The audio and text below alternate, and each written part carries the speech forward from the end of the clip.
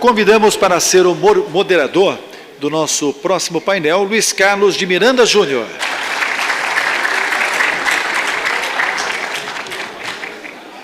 Boa tarde. Depois dessa palestra que nos acordou a todos, tá certo?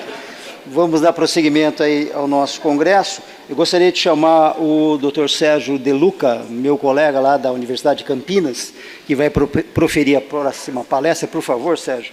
E alguns breves comentários sobre esse grande desafio que a gente tem pela frente, que é a questão dos fatores psicossociais, né? Coincidentemente, a semana passada, né, eu já sabia da presença do Sérgio, do tema aqui no nosso congresso, eu li uma declaração de um CEO aqui do Brasil, que dizia exatamente o seguinte, ela está transcrita aqui, a declaração do CEO. Uma dose de paranoia nos negócios é sempre saudável. Né? Veja só que comentário, eu diria que infeliz, tá certo? De um CEO de uma grande empresa. Né? Quando a gente vai ver no Aurélio paranoia, é uma pessoa com transtorno de personalidade, paranoide, com frequência pensa em outros que a prejudicam de modo significativo, irreversível e assim por diante. Ou seja, é uma pessoa difícil de se trabalhar, tá certo? E um CEO de uma grande empresa cita uma frase como essa, né? Então, é um desafio tremendo. Conversamos há pouco, eu e o Sérgio, né, sobre as grandes dificuldades que a gente vai ter para avaliar tudo isso. E uma outra coisa também que eu acho que nós temos que ponderar é estabelecer algum tipo de metodologia, instrumentos a serem utilizados e equipes multidisciplinares para que a gente possa chegar a uma conclusão adequada, né, pessoal? Porque, na verdade, a sociedade, de uma maneira geral, está meio doente, né? Há poucos meses atrás, nós vimos bebês reborns sendo levados a hospitais para tomarem vacinas, tá certo?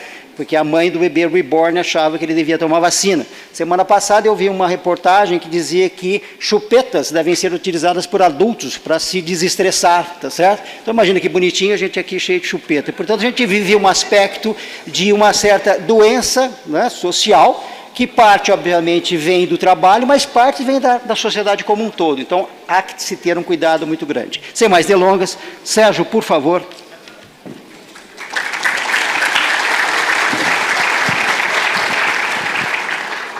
Bom, pessoal, está funcionando? Boa tarde a todos. Eu não vou me alongar muito para vocês poderem ter um bom café da tarde. Mas o Miranda disse que eu preparei, que eu vou apresentar muitos slides, né? Então, eu vou, antes de mais nada, dizer que eu não tenho conflito de interesse nessa palestra e que os slides que eu vou apresentar aqui, eles são públicos, né? Vocês terão acesso a eles pelo Congresso, né? Então, vocês não precisam ficar anotando coisa, eu posso até acelerar um pouco o conteúdo dos slides, para a gente poder ter um pouco mais de tempo, nesse horário de 1 hora, da gente responder pergunta, conversar um pouquinho. Tá? E a apresentação é só... Aqui?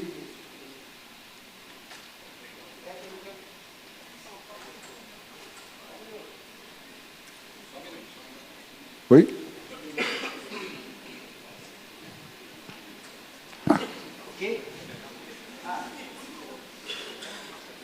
Bom, enquanto a gente não começa, então é dizer que eu estou vendo aqui que temos todas as faixas etárias, e tem as faixas etárias com mais de 60, como eu também, e como Miranda, e nós que somos...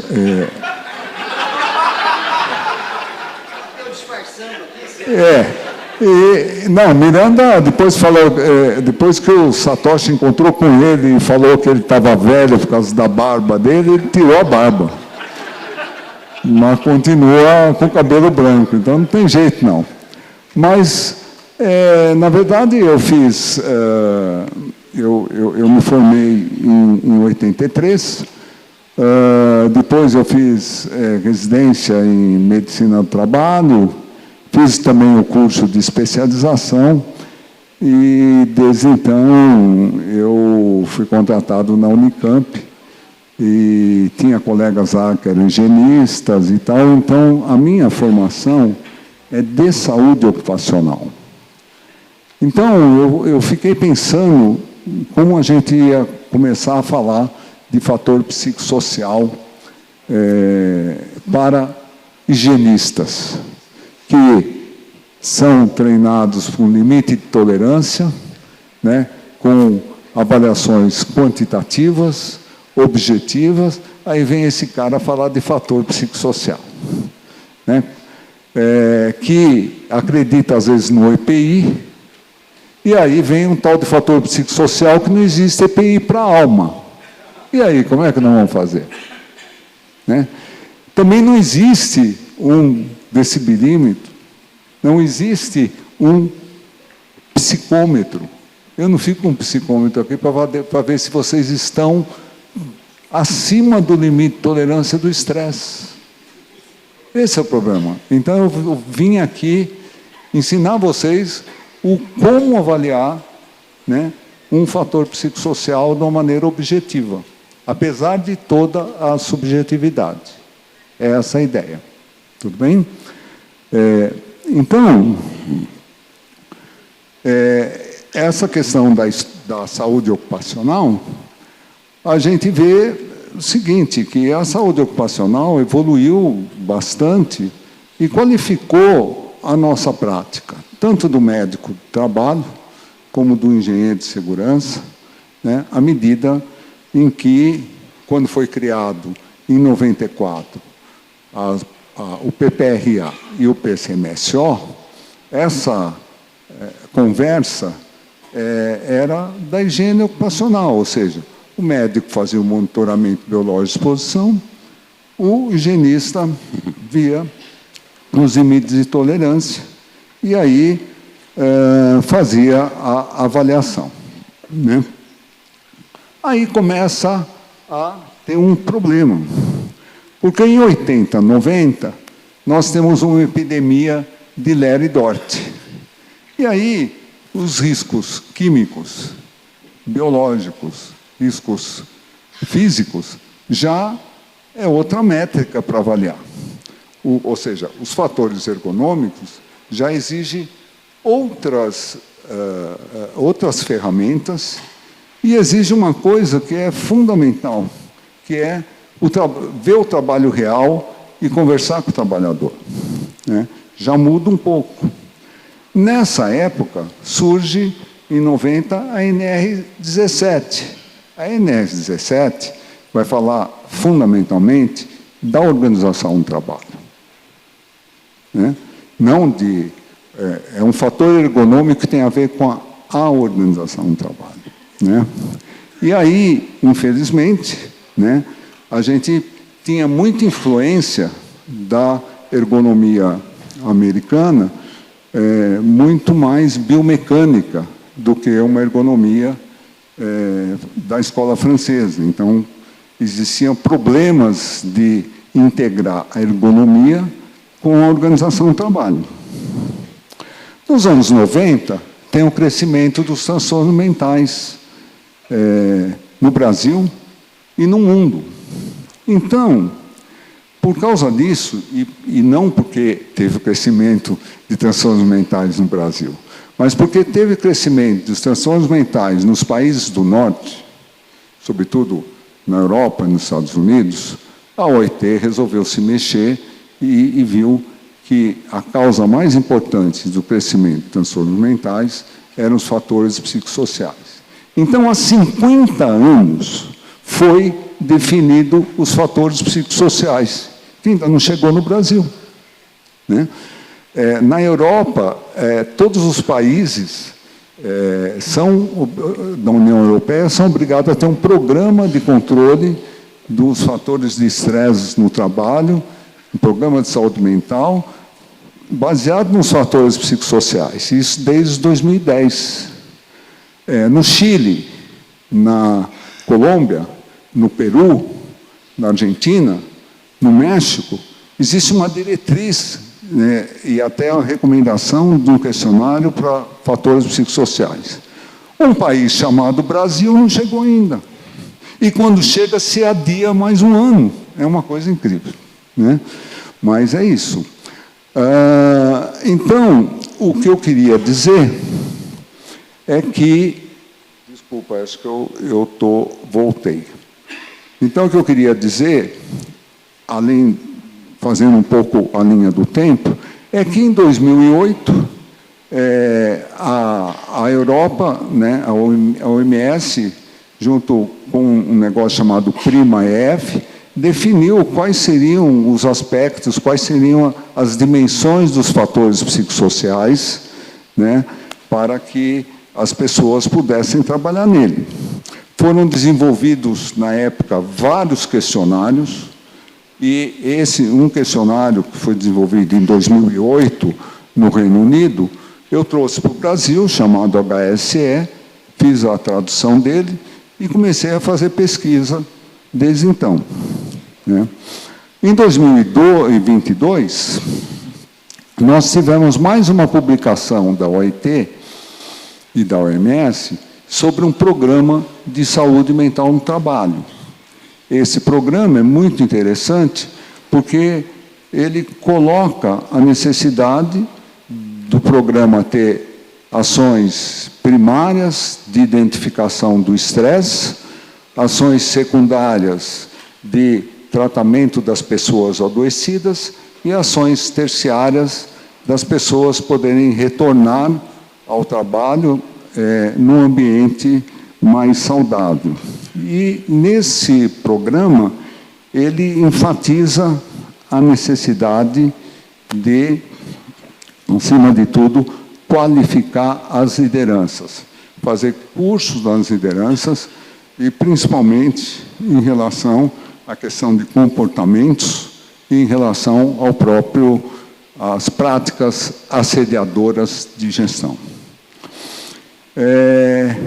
Então, é isso, né? O que tem de novo nos fatores psicossociais? De novo, tem que ele não é mensurável pelos critérios tradicionais. Não há um psicômetro. Os aspectos, então, são subjetivos. O que é um aspecto subjetivo?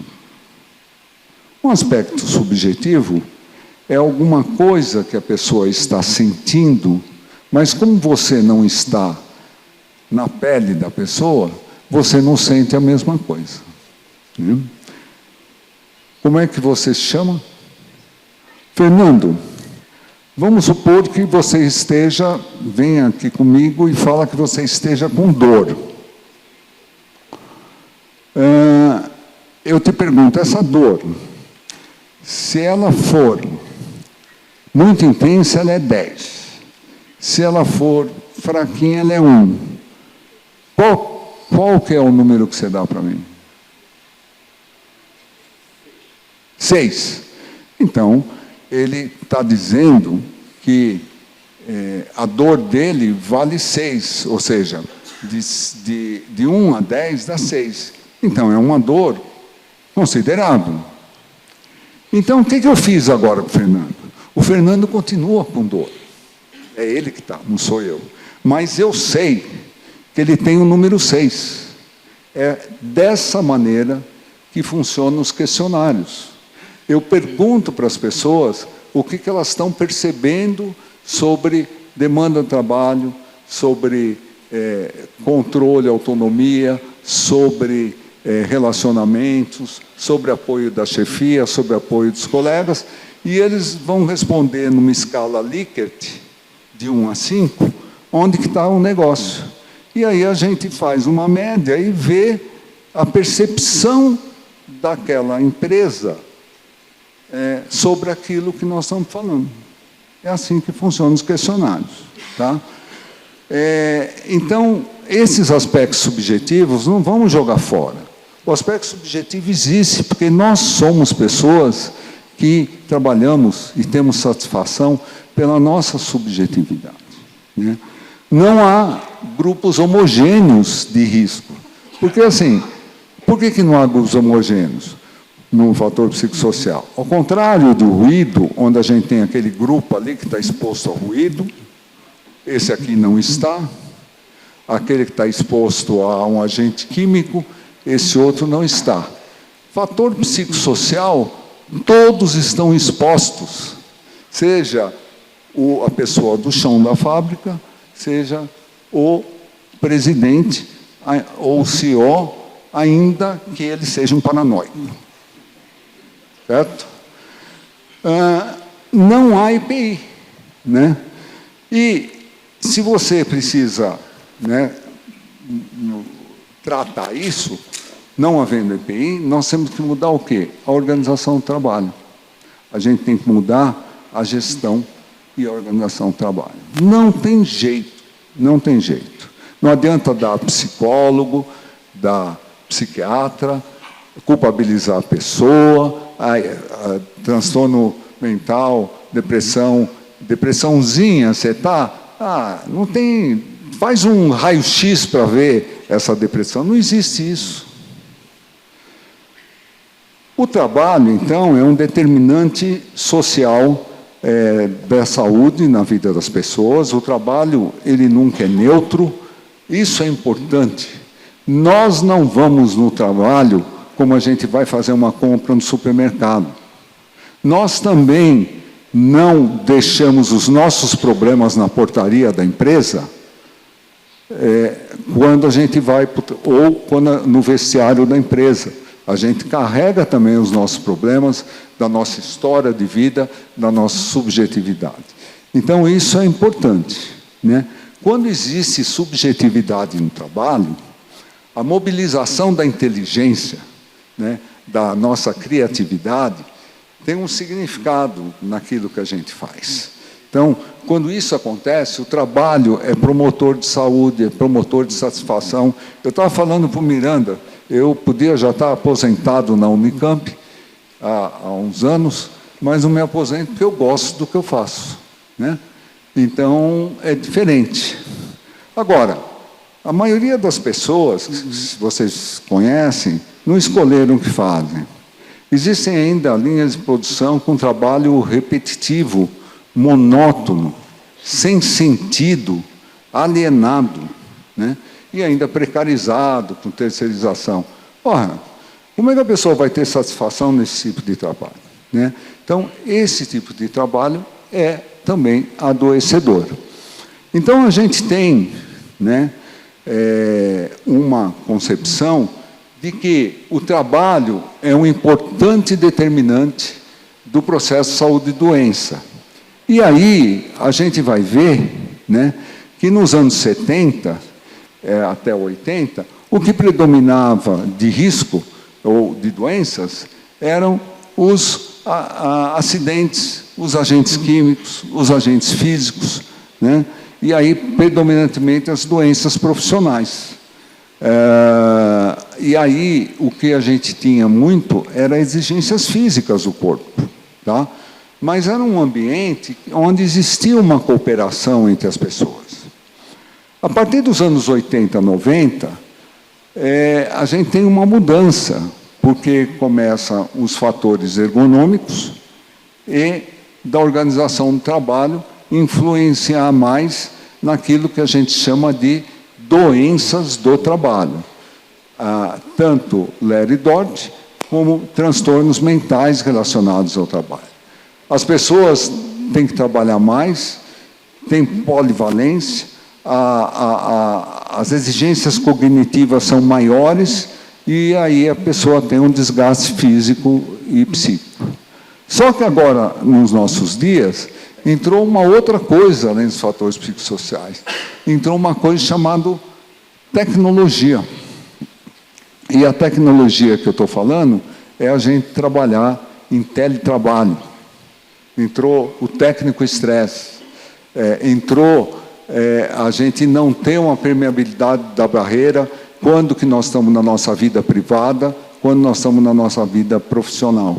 Então, a gente está trabalhando mais 24 horas, e aí entrou um outro fator, que desde 2002 isso foi definido, que são que é o que a gente chama de assédio, assédio moral, assédio sexual e assédio e discriminação, né? E aí as empresas, querendo aumentar a produção, a competitividade, ela começou, né, a usar essa técnica de gestão assediadora para garantir as metas, né, metas quantificáveis. E nessa hora começou a crescer muito os transtornos mentais e também os suicídios. Para vocês terem uma ideia, uma empresa francesa, a France Telecom, quando foi privatizada, ela usou dessa técnica, né, de assédio para que as pessoas que eram... ela tem que reduzir 20% o efetivo, e ela falou, como todos são estáveis, eles não vão pedir demissão, nós vamos criar um inferno aqui para as pessoas pedirem demissão. Aí eles contrataram uma empresa que é um monitoramento biológico, avaliação quantitativa, EPC, EPI, né? E os fatores de risco químico, físico, biológico, ergonômico. Poucas mudanças no processo do trabalho, né? A gente não vê isso nos processos de trabalho. O trabalhador sempre é passivo, ele pouco a gente pouco conversa com ele para saber como é que é o trabalho, né? Predomina a carga de trabalho física e predominava, então, as doenças profissionais e Leri-Dort. Atualmente, com os avanços tecnológicos, com os novos modelos de gestão e reestruturação produtiva, a gente muda essa carga de trabalho, principalmente para a física e psíquica, né? E aí nós temos desgaste, estresse e adoecimento. É nesse contexto que a gente tem que entender o aparecimento dos fatores psicossociais. E também a gente tem que perceber que o mundo está ficando cada vez mais precarizado, né? Imaginem vocês que em 2022, essa publicação da OIT, 61% dos trabalhadores eles eram do setor informal. Aqui no Brasil, 50% dos trabalhadores são do setor informal, sem proteção social, né? Nós temos no mundo 301 milhões de transtornos de ansiedade, 280 de depressão, suicídios, né? Então, é uma situação muito complicada. No Brasil, nós somos um país ansioso, 9,3% da população tem transtorno de ansiedade, 5,8% tem depressão. E já entre os trabalhadores da Previdência Social, nós temos estatística, transtornos mentais é a terceira causa de afastamento. E no final desse ano passado, 2024, nós fechamos com 474 mil benefícios de afastamento por transtorno mental, o que é um absurdo, né? Então, esses afastamentos, eles representam 10% de todos os benefícios, predomina transtorno de ansiedade, transtornos depressivos, e também tem uso de drogas. Já nos transtornos mentais relacionados ao trabalho, aquele que a Previdência considera que é auxílio-doença acidentário, ou seja, B91, o que predomina é reações ao estresse, outros transtornos ansiosos, e aí aparecem os problemas relacionados às circunstâncias psicossociais, entre eles a síndrome de burnout. Tá? Então, veja, o conceito, a conceituação da OIT e OMS diz o seguinte, que o que são os fatores psicossociais? Por um lado, tem a ver com o ambiente de trabalho, conteúdo do trabalho, condições de trabalho. Por outro lado, e aí evidentemente é o que a empresa dá, que cobra o desempenho do trabalho. Por outro lado, a gente tem a capacidade e necessidade, expectativa dos trabalhadores, a gente tem os hábitos, as condições pessoais fora do trabalho e o grau de satisfação desses trabalhadores. Então, é nesse sentido que a gente vê a exposição, né, a interação e, como consequência, os transtornos mentais. Então, o que seriam esses fatores do trabalho? Seriam conteúdo relacionado ao cargo, se o cargo é compatível com o treinamento dele, carga de trabalho, o ritmo, os horários de trabalho, a extensão de jornadas, os relacionamentos, a falta de controle sobre as atividades de trabalho, falta de autonomia, né? A cultura da organização, o desenvolvimento ou não de carreira, a interface com o trabalho e o assédio moral, sexual e a discriminação. Então, veja só, isso tudo vai fazer com que os fatores psicossociais deem várias doenças associadas, né? Aqui está a lista de doenças relacionadas ao trabalho de 2003 do Ministério da Saúde. Então, você tem aí alcoolismo, episódio depressivo, síndrome da fadiga, burnout, transtorno de estresse pós-traumático, transtorno vigília-sono e tantos outros. Então, essas transformações no mundo do trabalho que tem feito com que tenha havido esse crescimento dos transtornos mentais, né? O que acontece? Apesar disso, eu não sou uma empresa de consultoria, mas as empresas de consultorias que a gente vê às vezes no mercado, ela vende um ofurô corporativo. Ela vende a ideia de que a culpa é do trabalhador, a vítima é culpabilizada por ter tido um transtorno, porque ela é fraca e teve uma depressãozinha. E então, o que nós temos que fazer? Nós temos que aumentar a resiliência das pessoas, porque o estresse está aqui, e eu não vou tirar o estresse. Vocês que têm que se fortalecerem. É isso que as empresas vendem. Então, as empresas vendem assim, olha, a pessoa tem que fazer, vai dar um cartãozinho para ela fazer ginástica, vai dar um cartãozinho para ela fazer meditação, vai falar para ela fazer uma alimentação saudável, enquanto que a empresa não faz isso no refeitório. E vai dar, no plano de saúde, aumentar o apoio psicológico. Mas o estresse está lá, a causa está lá. No apoio psicológico, o trabalho não comparece. E é isso que se vende. Então, o que nós estamos propondo é mudar isso, né? É mudar. É a gente mudar, né, mudar, eu tô meio... Nós temos que mudar essa situação, né? Nós temos que fazer o quê? Avaliação daquilo que está pegando na empresa. Então, veja, o fator psicossocial, os fatores psicossociais numa empresa, ela é diferente de outra.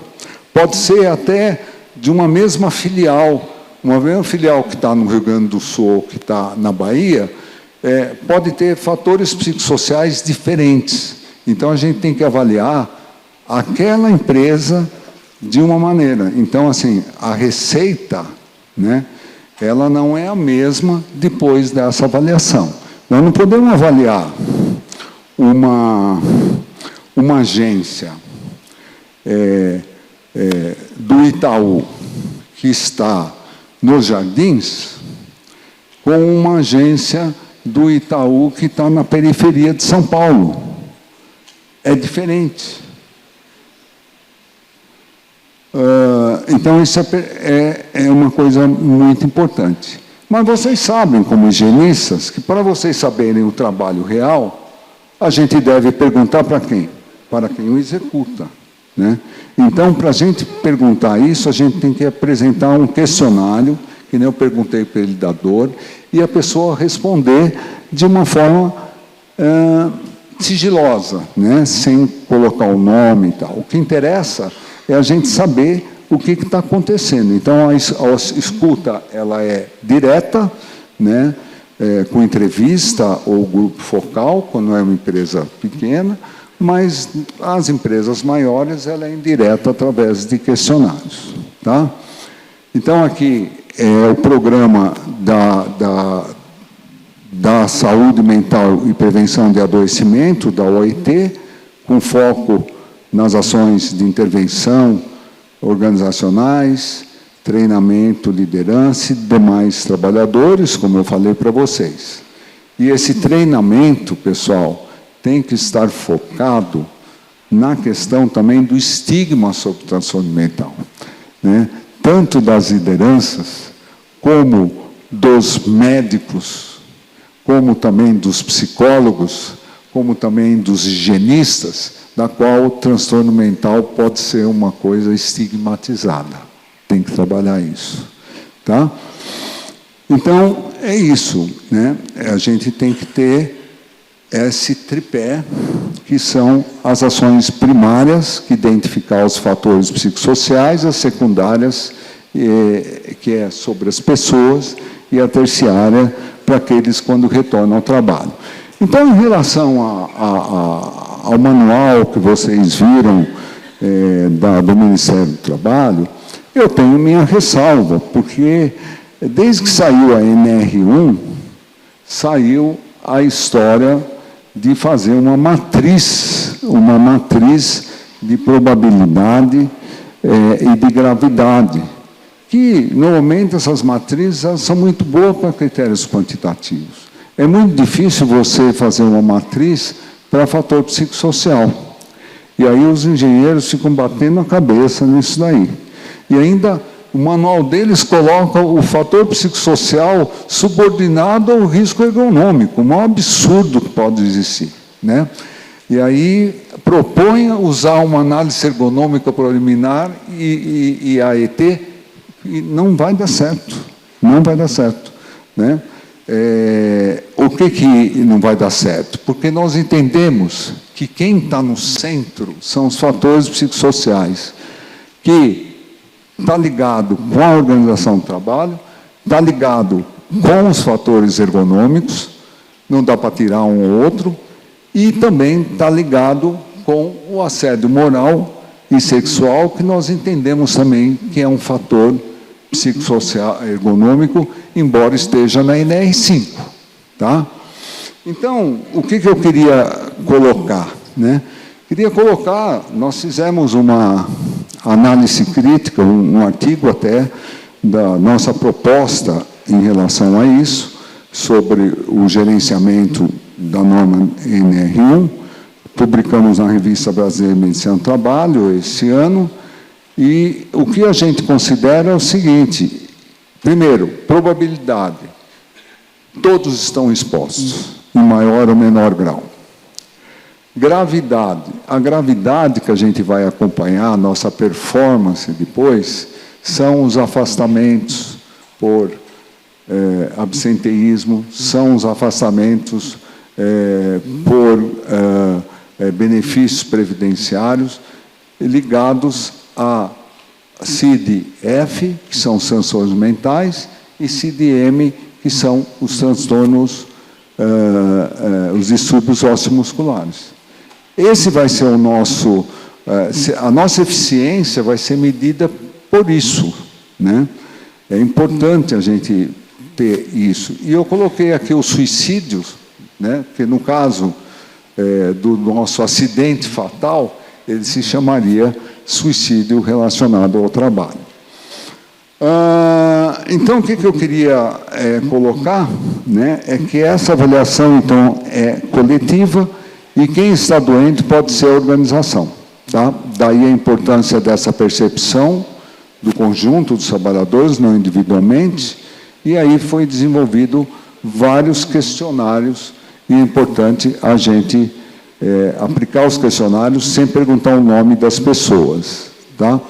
Esses instrumentos, eles não é um instrumento que eu sento aqui com o Miranda e nós vamos definir as perguntas do questionário, como a gente faz, às vezes, na empresa, no clima organizacional. Não, nós temos que usar um questionário que seja validado, que seja, foi feito internacionalmente com essa finalidade, e aí foi traduzido para o português brasileiro, não português de Portugal, porque é outra cultura, para o Brasil. Né? Então, esses questionários é que a gente tem que usar. A ANR não impõe nenhum questionário. Então, eu vou apresentar para vocês os 4 questionários principais que tem aqui no Brasil, de graça, vocês podem usar, e são validados no contexto brasileiro. Então, aquilo que eu falei, né, os questionários é uma escuta indireta, as perguntas são nunca, raramente, às vezes, frequentemente, sempre, discordo ou concordo totalmente, e aí você tem uma avaliação. Ele deve ser compreendido, né, pelos trabalhadores em relação ao que se vai avaliar. Então,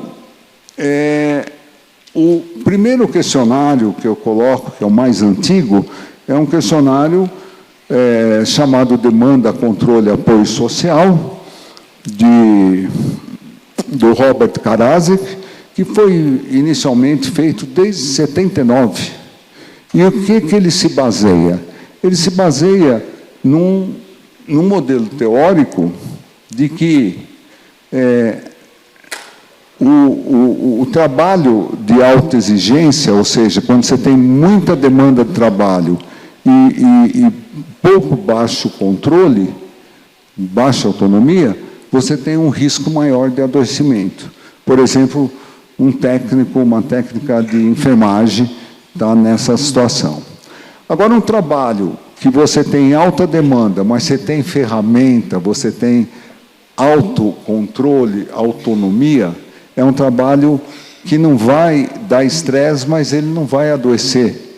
Por exemplo, o trabalho do professor universitário de uma universidade pública como eu, ou é um trabalho, talvez, de um autônomo, sei lá. Então, o estresse ele também pode ser motivador.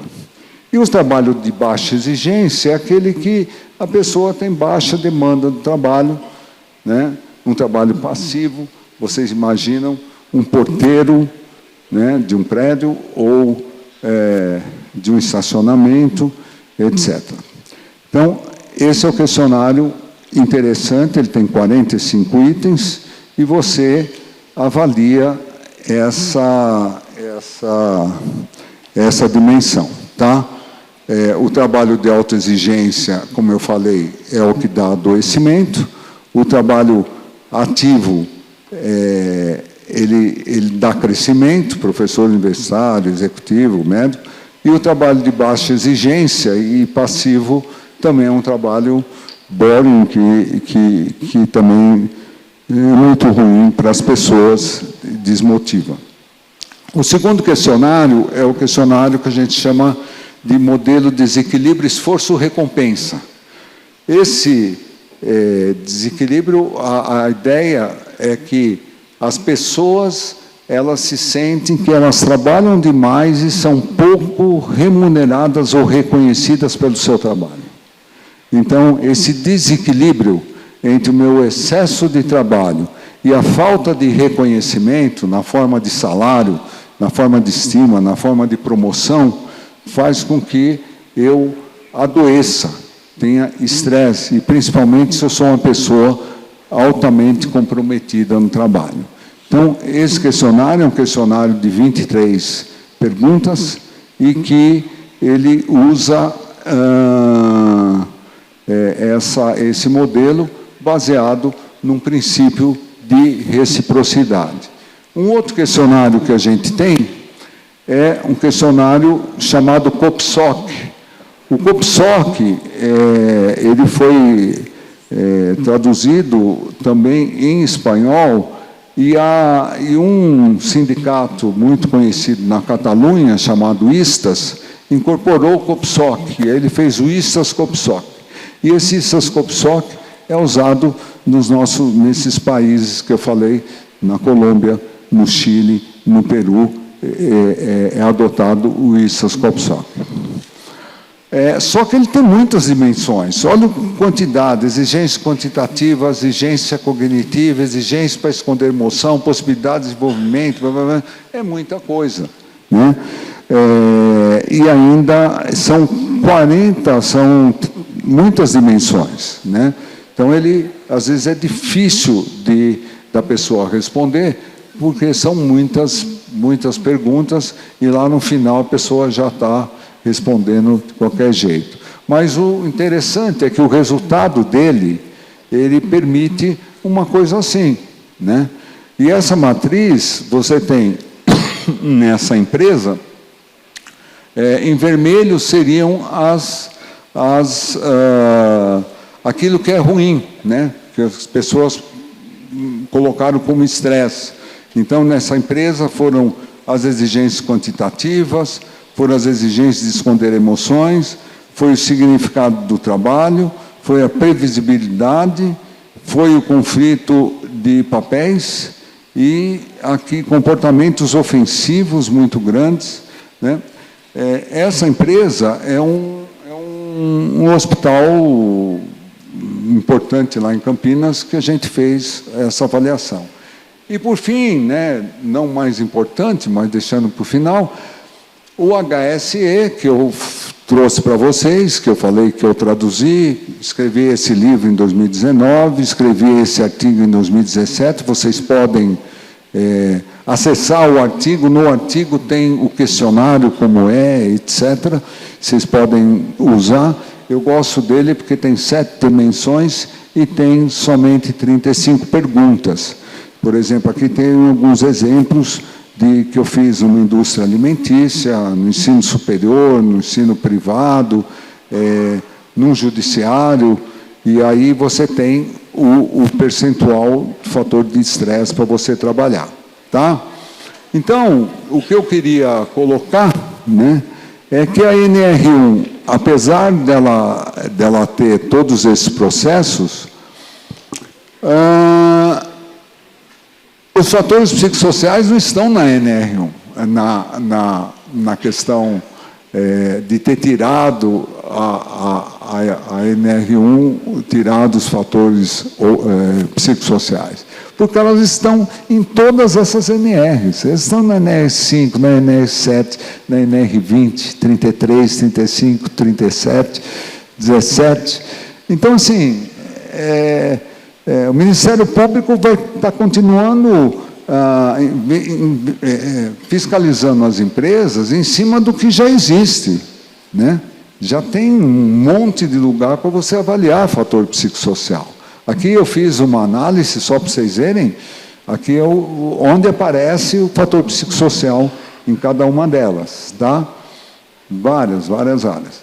E ainda tem também a lista de doenças relacionadas ao trabalho do Ministério da Saúde, que eu já comentei com vocês, que é gestão organizacional, contexto de trabalho, características sociais e também interação pessoa, violência, assédio moral, discriminação e desemprego. Então, para finalizar, eu diria o seguinte: tem que ser uma equipe multidisciplinar para fazer isso.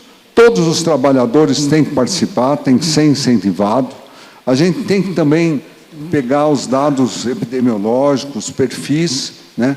E no caso de empresas pequenas, menor que 15 pessoas, eu sugiro fazer só o grupo focal, ou seja, um grupo que, obviamente, o chefe não participa, né? Que seja do mesmo nível hierárquico dos trabalhadores, e a gente faz o questionário no grupo e eles respondem de o que está pegando na percepção deles. É isso. Então, muito obrigado.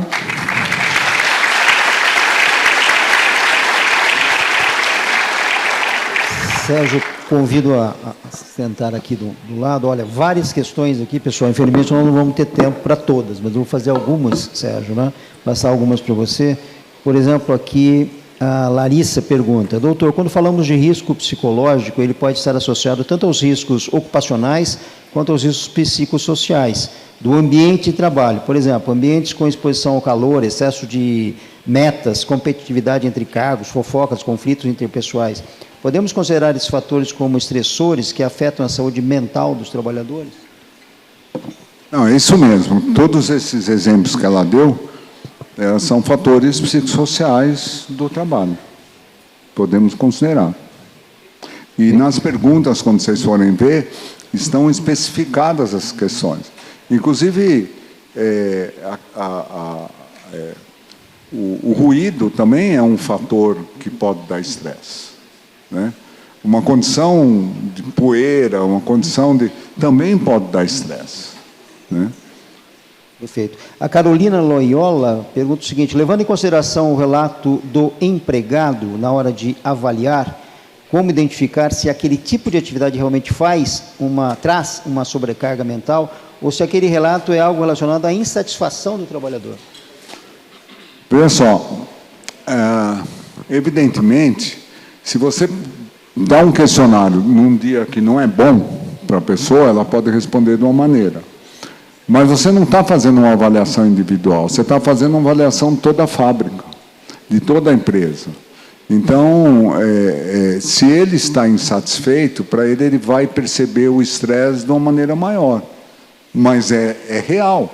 É como a dor do nosso colega é real. É 6, continua 6, ele continua com dor. Então, não pode falar, mas é que ele está insatisfeito. Não, a insatisfação é que está aumentando o estresse dele. É verdade. Uma outra bem interessante aqui, o Tassiano Mendes. A inserção da gestão dos riscos psicossociais na NR1, especificamente no PGR, ao invés da criação de um programa de saúde mental específico, detalhado e com diretrizes definidas, é considerado um problema grave. Qual a sua opinião?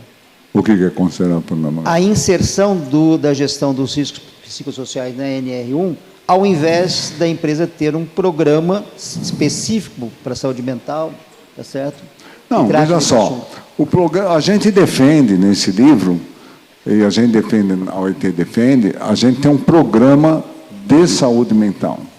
O programa de saúde mental, ele tem as ações primárias de redução de estresse, ele tem as ações secundárias de cuidar dos trabalhadores e ele tem a ação terciária de preparar o ambiente para o retorno desses trabalhadores. Então, essa é a nossa ideia. Infelizmente, tem muito PCMSO que dormiu lá em 1980 e faz só um monitoramento biológico e pergunta para a pessoa: está tudo bem com você? Tá, então assina aqui, vamos embora. E aí você pergunta: me fala qual que é o absenteísmo de transtorno mental na sua empresa. Quais são os setores mais afetados? Ele não sabe. Como existem profissionais, tudo quanto é jeito, também existe médico de trabalho dessa magnitude, entendeu? Então, eu entendo que o médico do trabalho ele deveria fazer parte desse comitê multidisciplinar, como engenheiro, como a enfermagem, e se tiver psicólogo também, né? Eu acho que tem que ser uma equipe multidisciplinar. O médico pode trazer esses dados que eu estou falando da gravidade, ele pode trazer as queixas dessas pessoas sem individualizar quem são. Então, isso são coisas complementares. Um outro aqui, a Karina pergunta, interessante essa colocação também, porque já está olhando para o aspecto, digamos assim, de melhoria do ambiente, né? Como a empresa pode atuar na promoção do bem-estar dos colaboradores, considerando a interface entre o ambiente de trabalho e a vida fora dele, após a estruturação dos processos internos? que fazer. Inclusive, eu participei durante anos também na BQV, Associação Brasileira de Qualidade de Vida, né? Que tem algumas propostas, né? Algumas delas, inclusive, já citadas por você. Como é que a gente poderia agir de maneira, digamos, a melhorar, né? Então, eu acho que que a proposta da qualidade de vida não tenho nenhuma, não tenho crítica, eu só acho que existe uma limitação, né? Porque a gente tem que ir nas causas dos problemas e não só responsabilizar as pessoas. Temos tempo para mais algumas? Mais uma. Gente, foram realmente várias perguntas que surgiram, né? Eu vou fazer uma aqui agora do Gilmar Trivelato. O INSST da Espanha propôs um método qualitativo baseado em grupos focais com roteiro estruturado. Isso equivale a um método validado? Olha, é bom o grupo focal, desde que esse grupo focal ele seja representativo daquele conjunto de pessoas, Gilmar. Então, não acho ruim. Veja só, um exemplo, né? O meu colega Fernando, da P&G, ele usa 2 questionários. Ele usa o questionário do demanda e controle junto com o questionário de desequilíbrio esforço-recompensa. Mas, além disso, ele usa grupos focais também, né? Então, assim, não se resume ou faço uma coisa ou faço outra, né?